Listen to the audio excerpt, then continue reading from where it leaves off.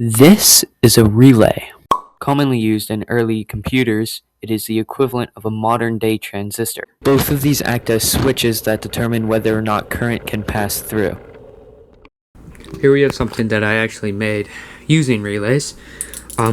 These aren't a part of it, but here we have 4 relays.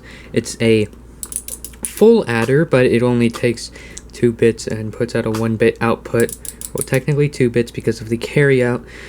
That this is set up with, I vibe coded all of this, but this is set up so it just stores the answer from each thing, so you can do multiple things. Right now it's just doing random stuff, but if you pay attention, you'll see that it's wrong every time, or at least almost every time, and that is because relays, for some reason, they're always very loose. You'll have them in and they'll always pop out a bit. They're really hard to keep stable, and that's why these are usually wrong, but they're consistently wrong.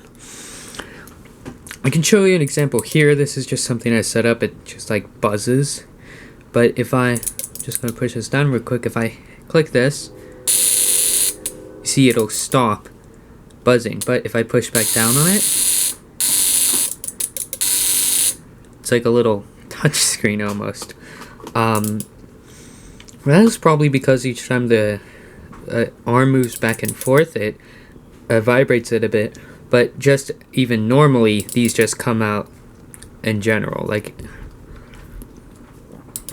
just gonna set this in here.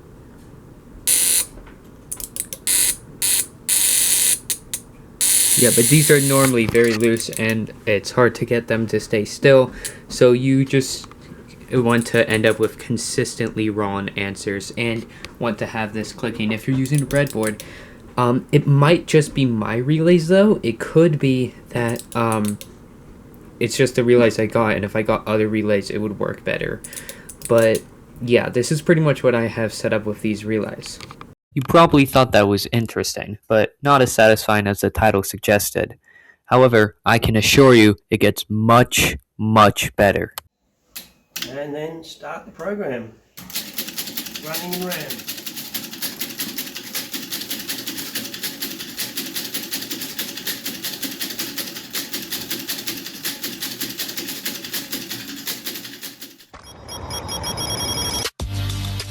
What people quickly realized about these little switches is that you can make logic gates out of them.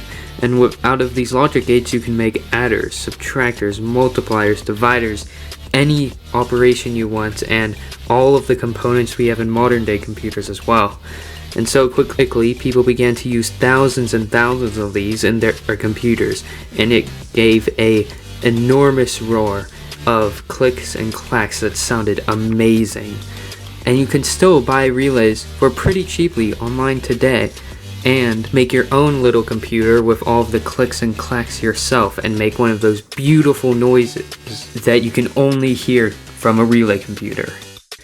See, and that is why I opted to use relays instead of transistors, because of how satisfying the computer would sound. Although transistors are faster and probably a lot easier to put in the breadboards, relays sound so much better. I just had to make one out of relays instead of transistors. This is why, arguably, relays are the most satisfying thing you will ever see.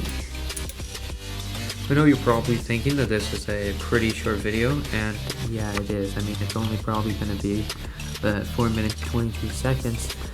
And I would say that I spent the entire day from dawn to dusk working on this, and which technically I did, but the reason why it took so long is because of this freaking printer. I lost 3 screws. I had a replacement for 2 originally, but I had to go back over here and replace and swap out 2 wires, and I lost a screw again. So, and I also spent like an hour or so, like an hour and a half, trying to find a print I could use that'd be actually useful and also would work as a test print. So that is why it took me so long to make this video, and why it is so short, because I spent almost the entire day on this dumb thing. And also I did spend like a good 2 hours on the adder I made, but this took up my entire day. So I hope you guys enjoyed this video. Hopefully I can find the screws to this and get this fixed, and I'll see you guys in the next one.